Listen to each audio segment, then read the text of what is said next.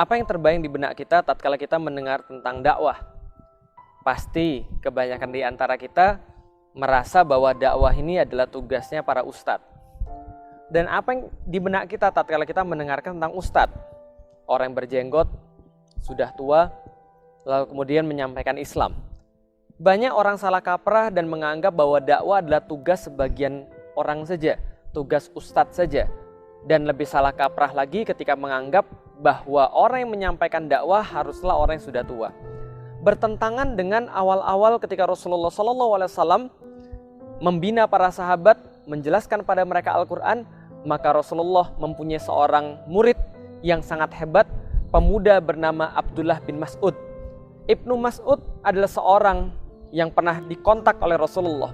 Lalu kemudian dia mengkaji Islam, mempelajari Al-Quran. Dengan jiwa muda ini, suatu saat ketika Rasulullah SAW berkata pada para sahabat, siapa di antara kalian yang ingin menyampaikan Al-Quran kepada orang-orang Quraisy? Maka seluruh sahabat mereka berebut untuk menjadi siapa yang ingin menyampaikan Al-Quran. Namun mereka juga menimbang risiko apa yang akan mereka hadapi tatkala mereka menyampaikan Al-Quran di tengah orang-orang Quraisy yang pada saat itu sangat menentang perkataan Muhammad SAW. Maka Ibnu Mas'ud lalu mengatakan, biar saya membacakan Al-Quran kepada mereka. Semua orang terkaget-kaget. Ini anak bukanlah orang terpandang, bukanlah seorang bangsawan.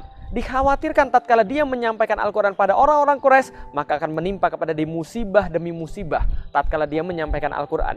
Maka mereka mengatakan pada Ibnu Mas'ud, wahai Ibnu Mas'ud, apakah engkau tidak takut bahwa akan terjadi sesuatu pada dirimu sementara tidak ada yang bisa membela engkau, wahai Ibnu Mas'ud?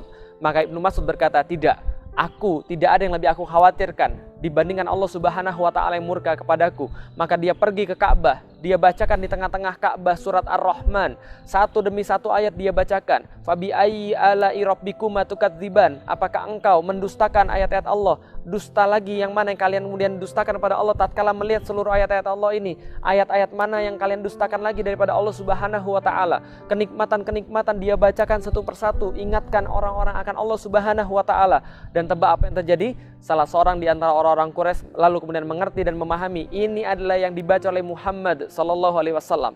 Maka tatkala mereka mengatakan itu, Ibnu Mas'ud kemudian dipukuli, Ibnu Mas'ud kemudian mendapatkan siksaan, Ibnu Mas'ud kemudian pulang babak belur. Lalu sahabat mengatakan pada mereka, ini yang kami khawatirkan terjadi kepada engkau.